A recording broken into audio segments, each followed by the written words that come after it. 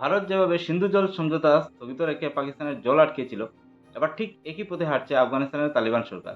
চলতি মাসে আফগানিস্তানের কাবুল বিমানবন্দরে পাকিস্তান একটা বিমান হামলা চালায়, সন্ত্রাসী বিমান হামলা। এবং তার পরিপ্রেক্ষিতে আফগানিস্তানের তালিবান সরকার যখন অ্যাকশন নেয়, তখন সীমান্ত কিন্তু পুরো উত্তপ্ত হয়ে ওঠে।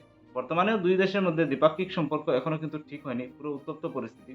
এবং সেই উত্তপ্ত পরিস্থিতির মধ্যে আফগানিস্তানের তালিবান সরকারের যে সুপ্রিম লিডার হিবাতুল্লাহ আখান্দাজা, উনি একটা স্টেটমেন্ট দেন যে আফগানিস্তানের হিন্দুকুশ পর্বত থেকে প্রবাহিত হওয়া যে কুনার নদী, সেই কুনার নদীর উপর আফগানিস্তান একটা বাঁধ বানাবে। কারণ এই বাঁধ যদি না বানায়, তাহলে পাকিস্তানের যে সন্ত্রাসী কার্যকলাপ, সেগুলাকে কিন্তু কোনোভাবে কাবু করতে পারছে না আফগানিস্তান সরকার। আসলে আমাদের প্রতিবেশী দেশ পাকিস্তান এমন সময় এমন কাণ্ড করে বসে, এবং সেই কাণ্ডের পর আবার নিজেই কান্না শুরু করে আমেরিকার কাছে, চায়নার কাছে, রাশিয়ার কাছে, রাষ্ট্রসংঘের কাছে, যে আমার সাথে এই দেশ এই করছে, এই ব্যবসা বাণিজ্য স্থগিত করে দিয়েছে, এই জল সমঝোতা স্থগিত করে দিয়েছে, এইসব কান্না শুরু করে। আমরা জানি বিগত ৬ মাস আগে কাশ্মীরের পেহেলগামে পাকিস্তান একটা টেরর অ্যাটাক চালায়, এবং সেই টেরর অ্যাটাকের পরই 1960 তে চুক্তিবদ্ধ হওয়া সেই সিন্ধু চুক্তি ভারত সরকার টোটালি সেটা বন্ধ করে দিয়েছে, বর্তমানে স্থগিত আছে। কিন্তু পাকিস্তানের নিঃশ্বাস ক্ষুধা ছিল, কারণ কোনা নদীর জল থেকে ওরা পুরো জলটা পেয়ে যায়। এবার এই কোনা নদীর জল যদি পাকিস্তান যদি না পায়, তাহলে পাকিস্তানের কৃষি বা এগ্রিকালচার কিন্তু পুরো তলিয়ে যাবে, এবং সেই চিন্তা কিন্তু পাকিস্তানকে এখন দিনরাত ঘামাচ্ছে।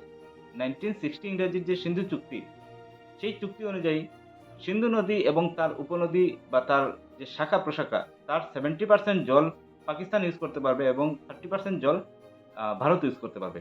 এখন বর্তমানে এই চুক্তিটা স্থগিত থাকায় পাকিস্তান কিন্তু পুরো জলটা ইউটিলাইজ করতে পারছে না, ব্যবহার করতে পারছে না।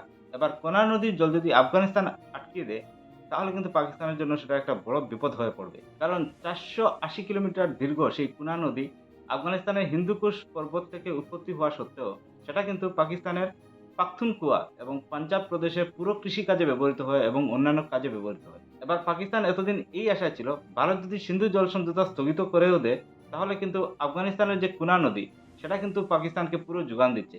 কিন্তু এই খবর যখনই আসে, তখন কিন্তু পাকিস্তানের রাতের ঘুম কেড়ে নেয়। এবার কথা হচ্ছে, যদি একটা দেশ এতগুলা দেশের উপর ডিপেন্ডেন্ট, তাহলে সন্ত্রাসী হামলা এতগুলা কেন?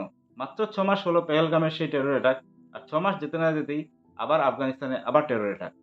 এইসব টেরর অ্যাটাক করে পাকিস্তান কিন্তু আসলে নিজের পায়ে নিজেই কুড়ালি মারছে, সেটা কিন্তু বুঝতে পারছে না। যাই হোক, দেখা যাক আফগানিস্তানের তালিবান সরকার কি অ্যাকশন নেয়।